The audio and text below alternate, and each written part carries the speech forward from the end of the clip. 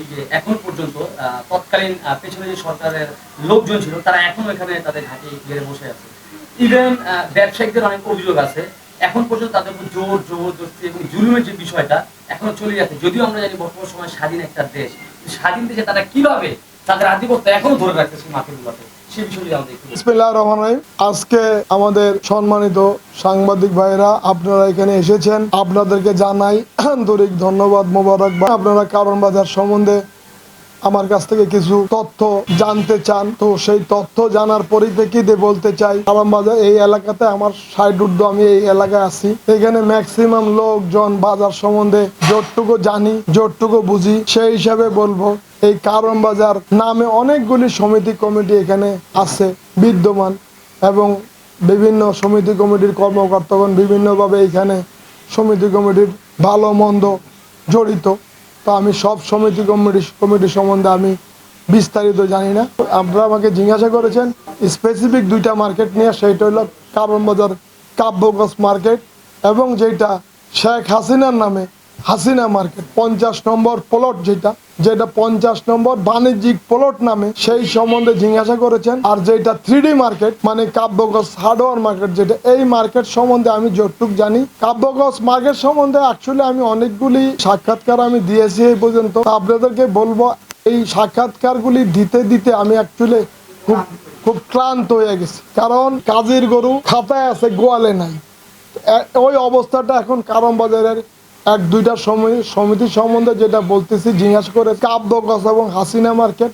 আজকে 2017 সালে তৎকালীন সময়ে আমি একটি দলের এই পদবী বাংলাদেশ জাতীয়তাবাদী দল বিএনপি শহীদ প্রেসিডেন্ট জিয়াউর রহমান সাহেবের আমরা অনুসারী ছিলাম, আমি একজন অনুসারী। তো সেই পরিপ্রেক্ষিতে তৎকালীন সময়ে আপনারা জানেন আজকে 17 বছর আওয়ামী লীগ সরকার এই দেশের শাসন ব্যবস্থায় তারা অধিষ্ঠিত।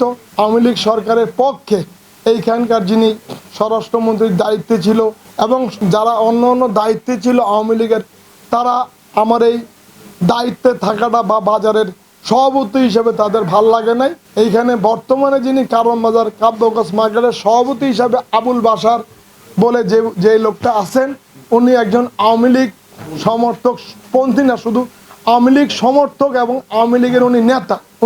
উনি তেজগাঁ থানা আওয়ামী লীগের একজন বড় মাপের নেতা এবং উনি 26 নম্বর ওয়ার্ড আওয়ামী লীগের সভাপতি এবং ওনার ছেলে সেক্রেটারি পদে এইখানে প্রতিযোগিতা, ওই যে সম্মেলন বা কি হয় সেই ক্যান্ডিডেট ছিল, সভাপতি এবং সেক্রেটারি ওনার বাপ ছেলে ছিল। তৎকালীন সময়ে যারা কমিটিতে আমি যখন দায়িত্বে ছিলাম সভাপতি হিসাবে, আমার নেতৃত্বে যারা এইখানে মার্কেটে আমার সঙ্গে ছিল, আমার কি বলে সহযোদ্ধা হিসাবে, তাদের সহযোগিতায় আমি এই 10.5 তলা পর্যন্ত এই মার্কেটটা নির্মাণ করি।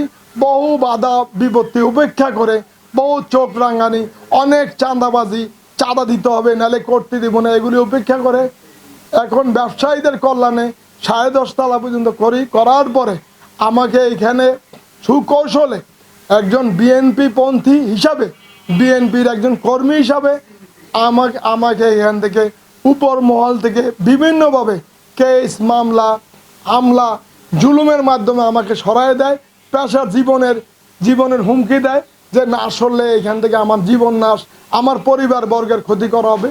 সেই পরিপ্রেক্ষিতে আমি ওইখান থেকে চলে আসার পরিপ্রেক্ষিতে আপনারা জানেন 2017 সাল থেকে যিনি এই মার্কেটের সভাপতির দায়িত্বে নিয়েছেন, তিনি কি করেছেন, এখানে 25 লাখ না 30 লাখ ইটা উঠাইছেন, বিভিন্ন রকমের চাঁদাবাজি, বিভিন্ন রকম চুরিচামারি, অন্তত ম্যাক্সিমাম 15 কোটি টাকা ওনারা এই মার্কেট থেকে লোপাট করেছেন এই সভাপতির আন্ডারে। ব্যবসায়ীদেরকে কখনো কোনো মিটিং, কোনো ব্যবসায়ীদের সাথে কখনো তারা বৈশাখ কোনো হিসাব নিকাশ নিয়ে বসে না এবং দেয় না।